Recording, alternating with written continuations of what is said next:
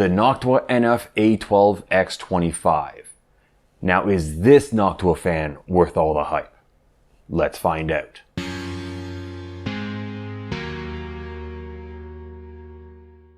What's up everyone, Eric here and welcome to Hardware for Gamers. For those of you who are new to the channel, I test and review PC cases, CPU coolers, PC case fans, and graphics cards.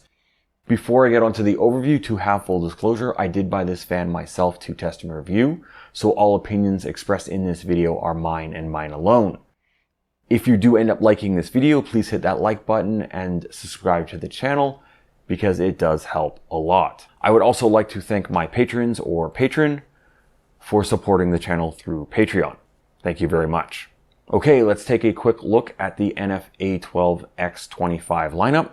So there is the V5 variant, which has a 3-pin connector, a max rated RPM of 1900, and is rated for 5-volt operation. So this is not a fan that you would normally use in a typical system.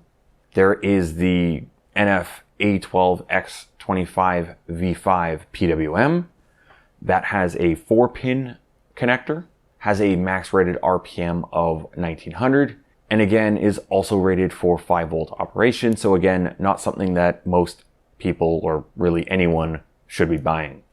There is the ULN variant that has a 3-pin connector and a max rated RPM of 1200.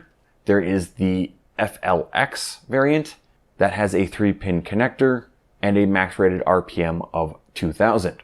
There is the NF A12x25R PWM, which does have a 4-pin PWM connector, a max rated RPM of 2000. Now this variant does not have the standard holes to be mounted into a standard case, so it is mainly meant as a CPU cooling fan for Noctua coolers. The NF A12x25 LS-PWM, so it does have the 4-pin PWM connector, but it has a max rated RPM of 1200. And finally, there is the NF A12x25 PWM, which has a 4-pin PWM connector and a max rated RPM of 2000. Now, what I tested was the Noctua NF A12x25 PWM. So it has the max rated RPM of 2000. It is a 9-fin design. It has Noctua's SSO2 bearing. It costs $32 USD. Now there is also the Chromax version that costs an extra $2, which is all black, and it has a 6-year warranty. Now before getting on to the results of my testing, I want to be very clear. All this testing is based off of a sample size of 1. So this isn't exactly the performance you'll get with these fans, but it should give you a pretty good representation on what to expect. Okay, starting off with the PWM range. With this fan at 100% PWM range, it had an RPM of 2200-ish. At 50% PWM, this fan had an RPM of 1215-ish. At 0% PWM, this fan stopped, so an RPM of 0. And the fan kicked on at 10% PWM. Now the motherboard, as you can see, isn't actually registering anything, but I did use my tachometer and it is spinning at 240-ish RPM. So all in all, this fan does have a really good RPM range. Okay, that's it for the PWM range. But before I move on to my standardized testing, if you do appreciate or are appreciating all the testing I've done here or I'm going to show you, could you please support the channel by using my Amazon Associates links in the description?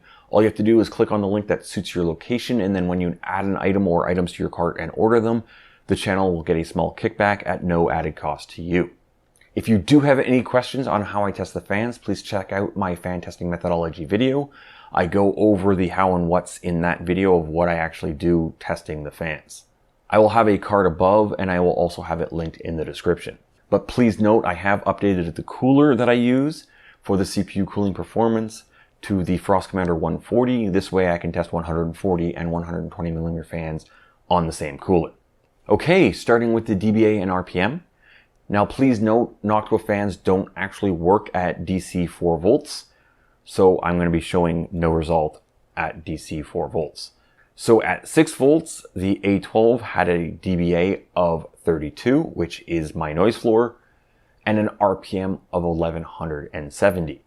At 8 volts, the sound level went up to 32.4 dBA, and that had an RPM of 1520. At 10 volts, the dBA went up to 34.2, and that had the fan spinning at 1850 RPM. Finally, at 12 volts, the sound level went up to 36.7 dBA, and the RPM went up to 2145. Now for the sound recordings at each of these voltages, but first the ambient room sound for your reference.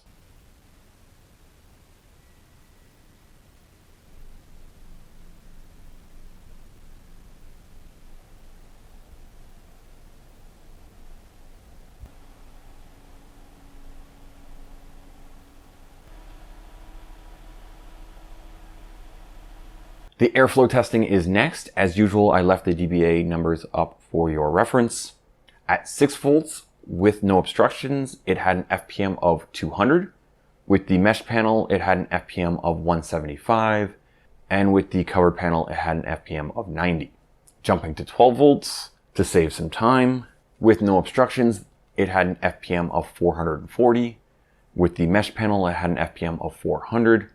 And with the covered panel, it had an FPM of 235. Moving on to the CPU cooling performance. At 6 volts, the average steady state temperature was 78.9 C. At 8 volts, it was 75.7 C. At 10 volts, it was 74.5 C. And at 12 volts, it was 73.6 C, which for its sound level is quite good. Okay, I'll be comparing the Noctua NF A12x25 PWM to the Arctic P12 PWM PST, the Be Quiet Silent Wings Pro 4 120 PWM, and the Thermalright TL B12 Extreme, however you want to pronounce that. So when comparing the A12 to these other fans, it is just slightly louder than the P12, but as you can see, the B12 and Pro 4 are much louder when voltage equalized. Onto the airflow. When voltage equalized, the A12 is able to beat the P12, but is moving far less air than the B12 and Pro 4. But again, these fans are much louder, so that is somewhat to be expected. The mesh panel testing looks much the same, with the A12 and P12 moving more than enough air at 10 and 12 volts for most systems. In the cover panel testing, there is a large FPM drop across all the fans, although all these fans still manage to perform quite well. Moving on to the CPU cooling performance. So when voltage equalized and the charts zoomed in, we can see that the Pro 4 and the B12 do perform better than the A12 and P12 do. But again, the P12 and B12 are much louder, so there is that. And when we zoom the chart out, you can see there's really not much of a difference between any of these fans. They all do quite well. On to the 34 dBA testing. So having all the fans noise equalized to 34 dBA or 12 volts if they don't make it to 34 dBA. So with no obstructions, the NF A12x25 performs okay with an FPM of 360. With the mesh panel, it again performs okay with an FPM of 325. But in the covered panel test, it performs very well with an FPM of 195, which is good enough to actually top the chart. So what do I think of the Noctua NF A12x25 PWM?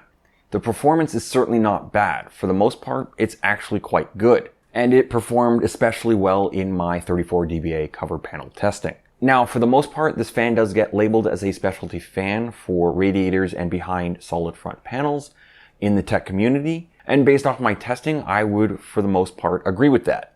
So yes, the NF A12x25 PWM performed well in all my testing, but it does have an issue.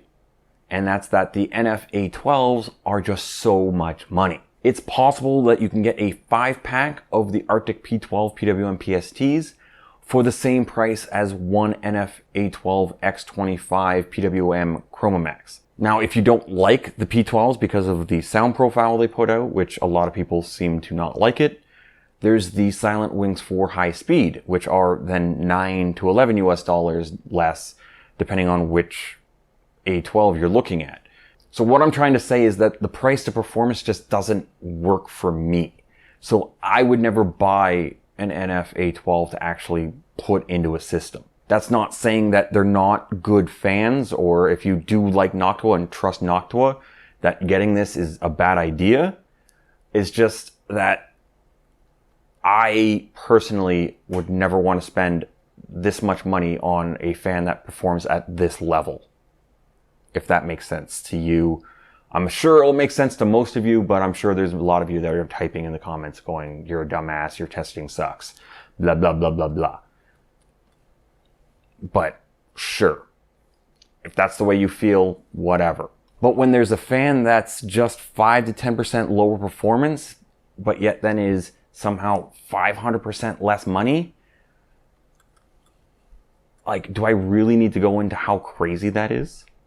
Like, 500% less. Like, I get to the point if you don't like the noise or whatever and whatever and whatever, sure, but like the price to performance you cannot deny is just not there with these Noctua fans.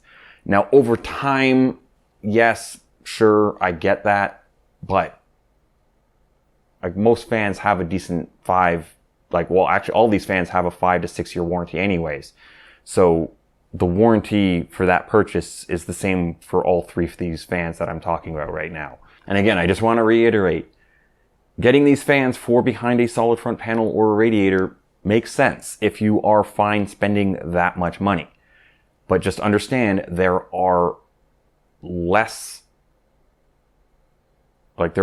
that are nearly the same performance for far less money, is what I'm trying to say here. Well, that's all I got for this one. If you liked the video, please give it a thumbs up. And if you're still watching and you haven't already, please hit that subscribe button and the bell icon so you get notified whenever I drop a new video.